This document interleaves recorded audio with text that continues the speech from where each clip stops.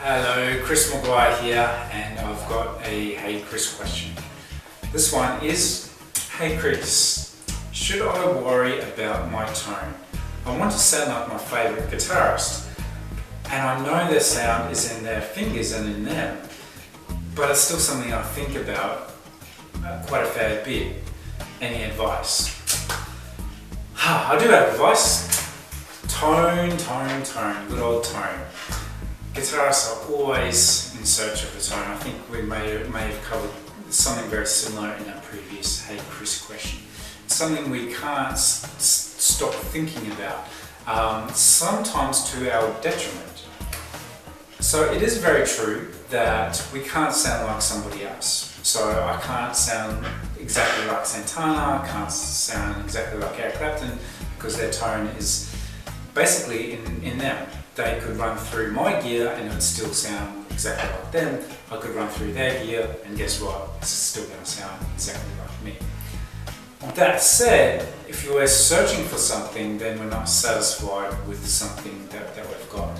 And having that nagging feeling that you're sort of hearing some feedback that you're not really liking, or the tone that's just not that inspiring or not as inspiring as it could be, is kind of a worry, and it's always going to be lurking in the back of your mind. So as much as I'd love to sort of say, yeah, forget about it, really don't worry about your tone, it doesn't really matter, it's hard to sort of switch that off. Now if you can, definitely do that. Now, Tom Morello from Rage Against the Machine, he went and searched for tone for a while, and he ended up perceivably ruining his guitar and went through different amps, and at the end of it, he just like, I just sound like me. And everyone thinks he sounds amazing, and he still uses that beat up guitar that he was doing these crazy experiments on. And that's just his tone. So it's really just in you, and it probably is more intrinsic. That said, you can always improve your tone. So you could, if we sort of think about our favourite guitar players, they're playing an instrument usually that's worth a couple of $1,000 at least, a couple of $1,000 in amplifiers, and then easily a few $100s in a pedal setup. So they've invested a lot of money to get the best tone that they possibly can. Now, if I did go through Santana's setup, I am going to sound better. The tone is going to be a lot clearer and really nice. But ultimately it's just going to be a polished version of what I already sound like. So you have to sort of think of how much can I invest on this pursuit of tone. I really think a really good quality instrument inspires practice, and if you get the instrument that's just right for you, it just resonates really well and it just has a really nice tone you're happy to play with. It's just a joy to play the whole time. Now that would be a really good investment in my opinion. It may perhaps be in your price range, and you don't necessarily have to spend thousands. There's some really good guitars for a couple $100 that can give you the same feeling. It's just all depends on the instrument.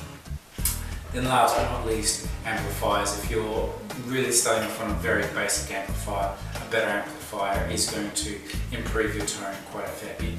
But all this adds up to quite a fair bit. So we could still be chasing tone and at the same time trying to make little improvements over time. And hopefully we can get more and more satisfied with it. Sometimes the thrill is in the chase. So sometimes it's a little bit of fun to try to chase this really nice tone and try out new things and new gear and things like that. And there's nothing wrong with that either, as long as you can try them out. So I'd probably recommend trying it out in a music shop first.